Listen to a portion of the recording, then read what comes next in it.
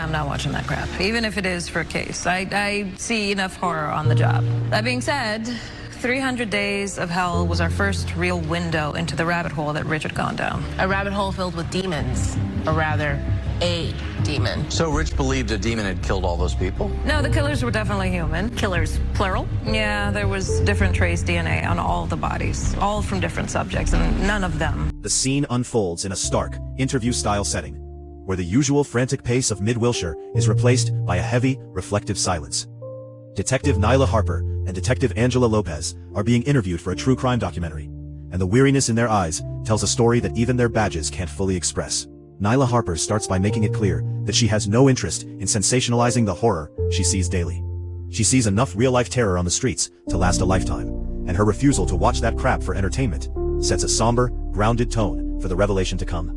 As the conversation shifts to a case known as 300 Days of Hell, Nyla Harper describes it as their first real window into a dark rabbit hole. This wasn't just a standard homicide.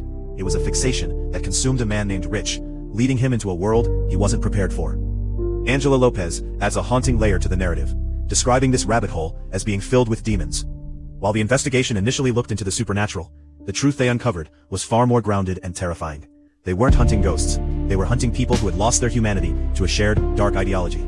The technical complexity of the case becomes the focal point as Nyla Harper breaks down the forensic nightmare they faced.